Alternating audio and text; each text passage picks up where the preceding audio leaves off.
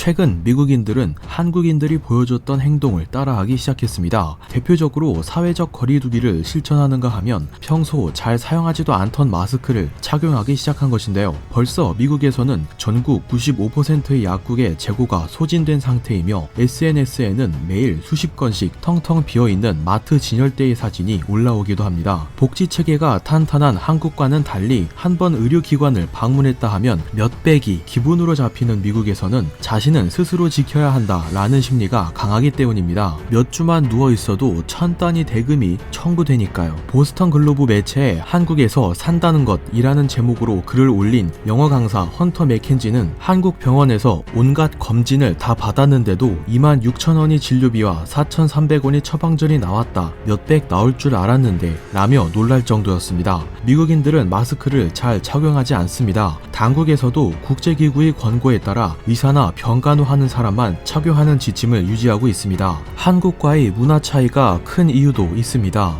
미국인들은 상호 대화를 할 때 얼굴을 가리는 것은 비매너에 해당되기 때문에 착용을 꺼린다는 것입니다.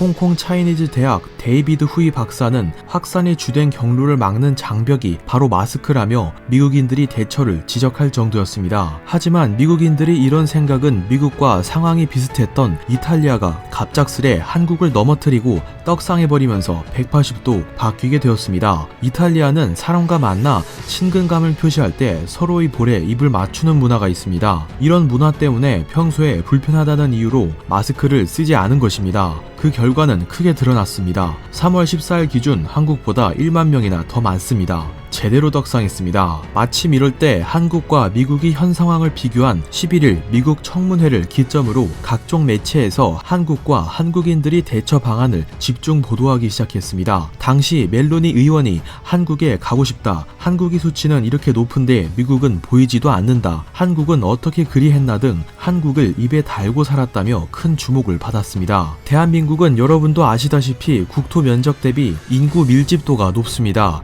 미국과는 완전 딴판이죠. 하지만 한국 보건당국은 이런 국가 특성상 일반인이 마스크 착용을 적극 권하는 동시에 드라이브 스루 등이 개인 간 접촉을 방지하는 정책을 펼쳐왔습니다. 요점은 인구 밀집도에 따라 강력하고 또 효율적으로 구상한 대책이 이번 상황이 가장 효과적인 대처 방법으로 평가받고 있다는 것입니다. 이 때문에 미국보다 일찍 사건을 겪고 세계적으로 대응에 극찬을 받고 있는 한국인들을 많이 벤치마킹하게 된 것입니다. 14일 미국은 비상 상황을 선포하고 앞서 워싱턴주에서 예비 시행되고 있던 한국식 드라이브 스루를 전국주로 늘리겠다고 선언했습니다. 미국이 정식으로 한국이 시스템을 도입하기로 결정한 것입니다. 미국이 한국식 드라이브 스루를 확대하는 과정에서 한국산 진단시약을 적극 사용할 것으로도 보입니다. 이원 다이 에그노믹스사는 지난 13일 캘리포니아주와 솔젠트 진단시약 납품을 협의 중이라고 밝혔습니다. 이미 미국 각 주의 병원에 테스트 키트를 보냈고 성공적인 결과를 얻었기 때문입니다. 미국인들은 이런 한국식 대응 방안 채택에 긍정적인 반응을 보이고 있습니다. 자동차에서 내릴 필요 없이 편하게 한국산 테스트 키트를 이용하면 수시간 내에 결과가 나오기 때문입니다. 그 와중에 옆나라 일본이 반응이 또 웃음 포인트입니다. 일본 매체들은 최근 한국의 테스트 키트 방식이 매우 위험하다면서 매일같이 테스트를 해대면 결국 한국 의료계의 붕괴를 주도하는 꼴이라며 맹비난했습니다. 병상이 없어 다른 환자들이 이용하지 못하게 된다는 것입니다. 정작 일본인들은 이렇게 생각하지도 않지만 일반인들이 마스크 착용 역시 의미 없다고 말합니다. 이는 미국 보건당국의 주장을 근거로 삼은 것입니다. 하지만 미국은 한국의 방식을 결국 도입하기로 결정했습니다. 미국인들도 한국인들이 마스크 착용 문화와 한국식 테스트 방식에 적극 동의하고 있습니다. 한국과 다른 길을 걸었던 이탈리아는 한국보다 떡상해버렸습니다. 결국 일본은 위기감을 느꼈는지 총리 관저가 몰래 계산기를 두드리며 7월 대축제 취소를 검토하며 이때 입교될 손해액 계산에 몰두하고 있다는 소식이 지난 13일 일본 지방지 서일본 신문에 의해 폭로되었습니다.